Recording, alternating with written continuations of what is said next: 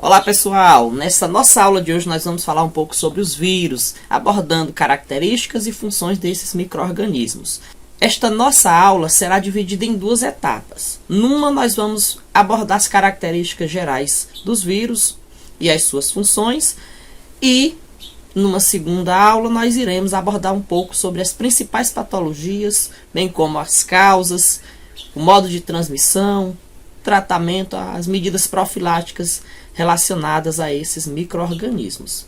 Então, nessa abordagem inicial, é importante que a gente destaque um pouco sobre os conceitos históricos relacionados aos vírus. Então, inicialmente, os estudos relacionados aos vírus estão intimamente relacionados aos estudos realizados por Chamberlain em 1884, quando ele, no laboratório de Louis Pasteur, descobriu que ao passar um líquido contendo bactérias através de um filtro porcelanado, as bactérias ficavam retidas e a solução ficavam estéreis. Ele entendia que ela estava estéril. Porém, logo mais à frente, Ivanovsky, em 1892, ele aplicou um teste sobre esse filtrado, sobre esse material que era filtrado, e aí ele identificou, ao lançar essa substância filtrada, ou seja, o material que era filtrado sobre as plantas do tabaco, ele identificou que algo de anormal acontecia, porque as plantas adoeciam. Foi quando ele conseguiu, investigando mais a fundo, entender que existiria ali uma espécie de hospedeiro que estava retido naquele caldo. Ou seja, esse material era suficientemente filtrado para a retenção de bactérias, porém, algumas outras partículas não estavam sendo retidas e que possivelmente estavam causando alguma doença. Então, ele concluiu na sua descoberta uma nova forma patogênica de vida, ao que ele chamou de vírus, que significa veneno. Já em 1835, Stanley, um norte-americano bioquímico, ele cristalizou o vírus do mosaico do tabaco e conseguiu, logo mais, anos após, observar essa estrutura ao microscópio eletrônico. Até então a gente não tinha estruturas técnicas suficientes para fazer um estudo mais aprofundado. Ivanovsky, como nós percebemos, ele identificou que existia ali uma partícula causadora de doença, mas ele não sabia do que se tratava porque não tinha tecnologia suficiente para avançar nos seus estudos. Denominou então de vírus, que significa veneno. Já algumas décadas após, em 1835, Stanley ele consegue fazer um estudo mais minucioso. Em 1939 é que nós temos essa possibilidade de cristalização e observação do vírus ao microscópio eletrônico. No aspecto característico, os vírus, como dito, que significa veneno, a origem do termo, são estruturas bastante simples e eles não se enquadram em nenhum reino que a gente tem agrupado os organismos vivos e também em nenhum domínio. Eles são seres acelulares. Por isso, muitos cientistas consideram que o vírus não é um ser vivo, por não possuir célula, mas sim consideram eles como agentes patogênicos. Os vírus são seres acelulares, parasita intracelular obrigatórios, porque eles só conseguem se reproduzir quando no interior de uma célula. Eles parasitam o material genético daquela célula e, às custas desse material genético, induz o seu processo reprodutivo.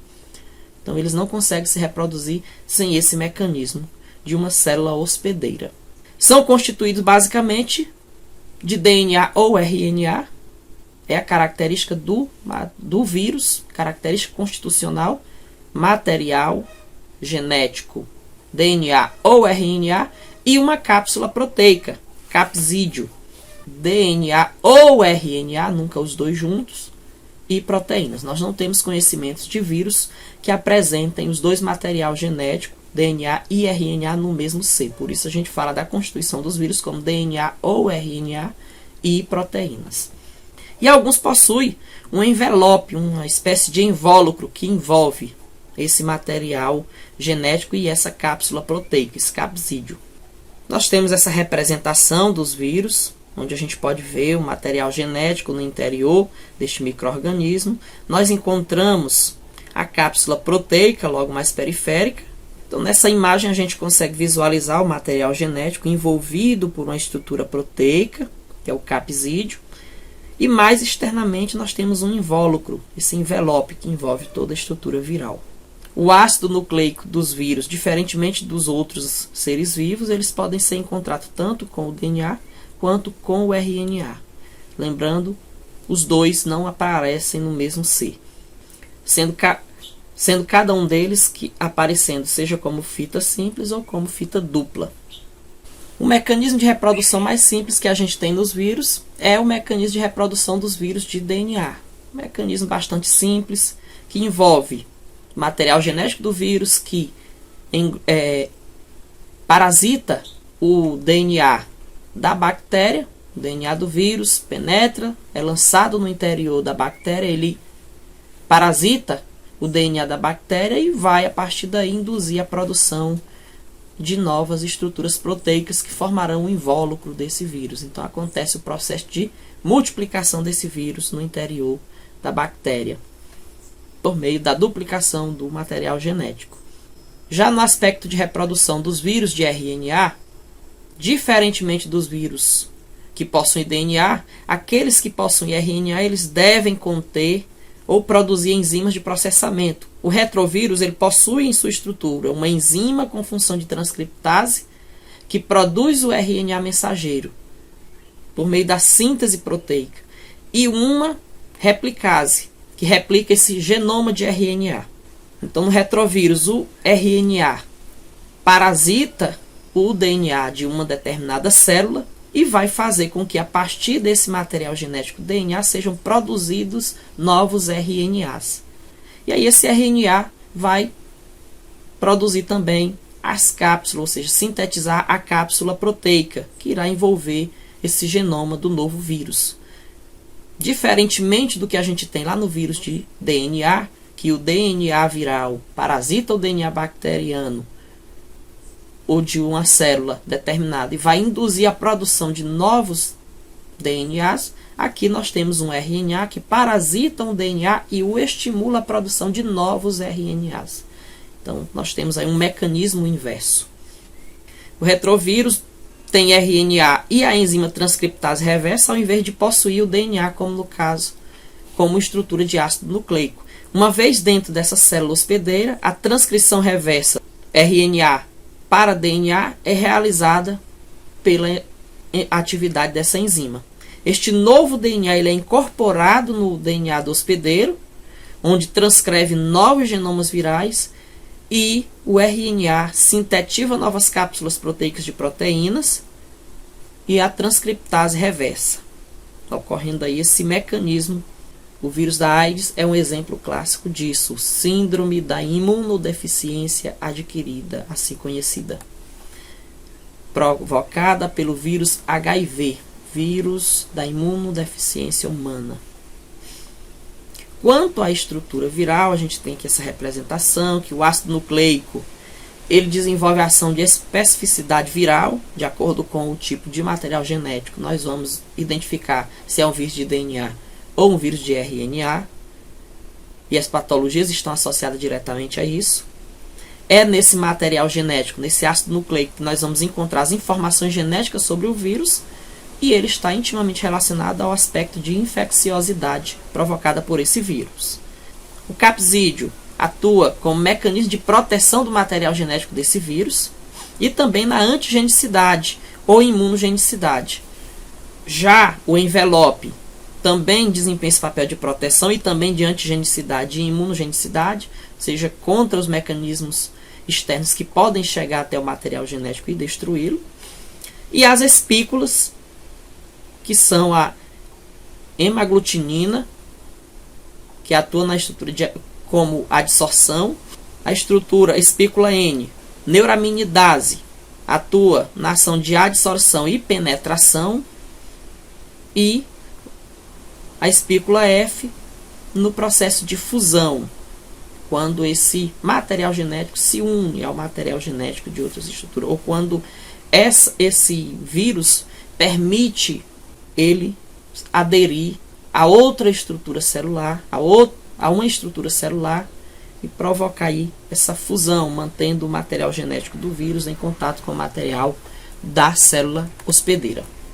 No ciclo reprodutivo viral, nós vamos ter o ciclo lítico e o lisogênico. No ciclo lítico, como é perceptível, inclusive pelo esquema que a gente está apresentando aqui, o material genético do vírus, ele penetra uma determinada célula, parasita o material genético da célula, estimula a reprodução de vários novos tipos virais, de vários novos vírus.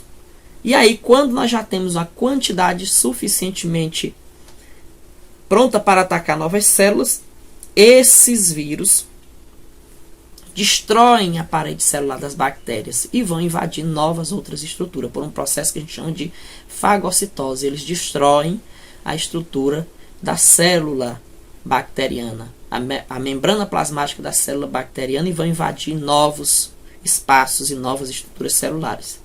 Já no ciclo lisogênico, esse vírus, o material genético do vírus, que é lançado no interior da bactéria ou da célula hospedeira, ele vai aderir ao material genético da célula hospedeira.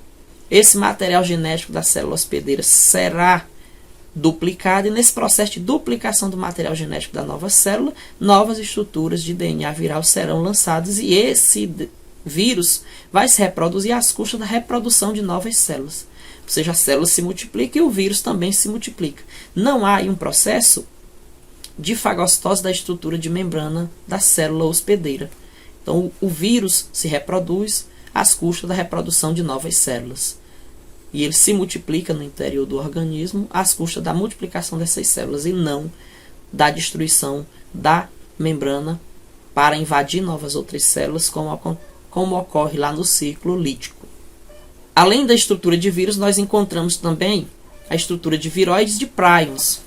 Os viróides, eles são formados por uma molécula de RNA, eles não possuem cápsula de proteína e eles atacam especificamente plantas, ao passo que os prions, eles são proteínas que sofrem processo de alteração, eles atacam o sistema nervoso de vertebrados quando sofrem mutação, e em condições normais eles constituem a membrana das células dos vertebrados, dos indivíduos. Muito clássico é essa ação dos prions na chamada doença da vaca louca, que assim ficou conhecida. Alguns mecanismos de defesa contra os vírus, eles envolvem essas ações. Vacina, por exemplo. A vacina é uma imunização considerada imunização ativa. Por quê? Porque ela vai induzir o organismo a produzir defesa contra determinados micro-organismos. Então a gente chama a vacina de imunização ativa. Na vacina a gente injeta no indivíduo uma partícula de vírus atenuada. E o organismo, às custas desse reconhecimento do micro-organismo que está sendo lançado de modo atenuado no corpo do outro, ele vai iniciar um processo, o sistema imunológico vai iniciar um processo de reconhecimento daquela estrutura como agente invasor e vai produzir defesa contra aquele invasor. No soro, por outro lado, é utilizado para que o nosso organismo já recebam essas defesas prontas, porque nós não temos tempo de fazer reconhecimento de micro-organismo, produzir imunidade contra aquela estrutura. Então, no caso do soro, ela é uma medida de imunização passiva. O corpo não tem tempo de produzir uma ação de imunização a longo prazo. Então, nós precisamos das defesas prontas. Um exemplo clássico do soro é o soro antiofídico. Não temos tempo. A pessoa que é ofendida por uma determinada serpente não vai ter tempo de produzir imunidade para reconhecer aquela toxina e eliminá-la do corpo. Então, ele precisa do antídoto já pronto. Os interferon são defesas produzidas pelo próprio organismo. Uma pessoa que contrai a catapora ou o sarampo, ele vai produzir imunidade. Por isso que a gente diz que são doenças que a pessoa pega uma vez, não contrai outra. Não é que ele não tenha contato com o micro-organismo ao longo da vida.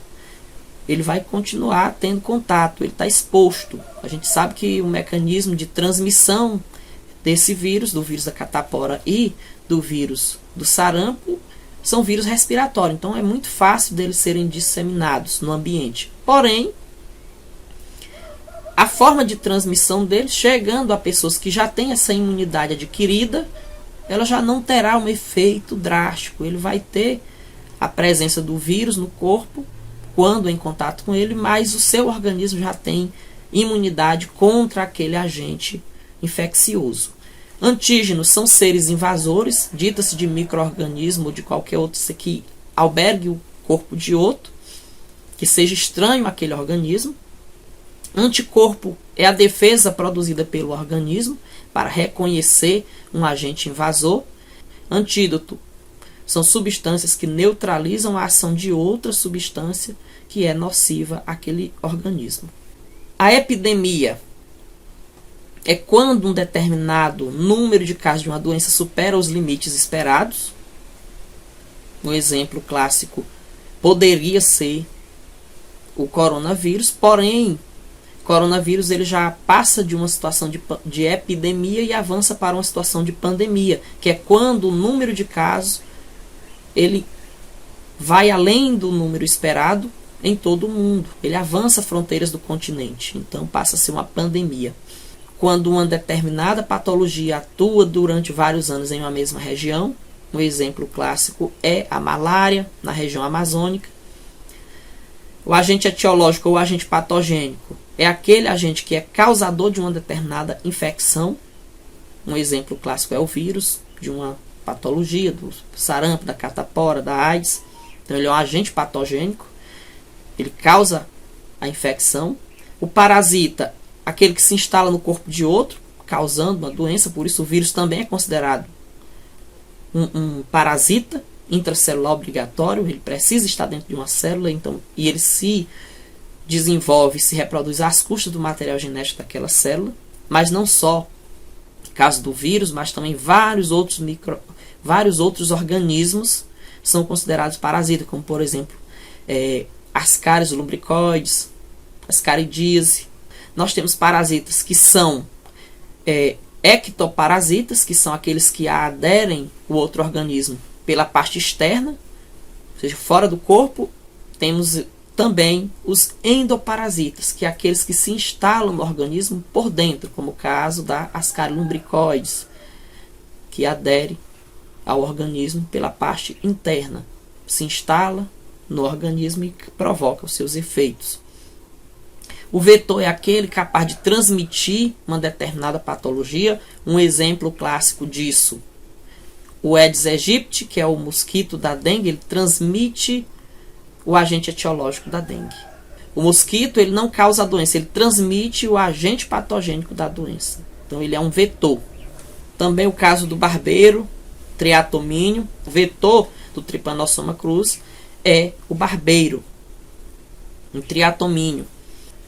O reservatório é o local onde o micro-organismo se instala, vive e se reproduz, porém sem afetá-lo. É um caso, ele faz parte do processo para que complete-se o ciclo de desenvolvimento daquele agente etiológico, como é o caso, por exemplo, do mosquito da dengue. O Aedes aegypti, ele é o reservatório do micro-organismo que é o vírus da dengue. A profilaxia é a medida de tratamento de uma doença, as medidas que podem ser adotadas no tratamento da doença, a gente chama também de medidas profiláticas, e as medidas sanitárias são as medidas de prevenção, mecanismos preventivos. Então, gente, chegamos ao fim dessa nossa aula sobre as características gerais dos vírus. A gente se encontra na próxima aula. Curta, comente, compartilhe para que outras pessoas tenham acesso a essas informações. Inscreva-se no nosso canal. Um forte abraço e até a próxima. Muito obrigado.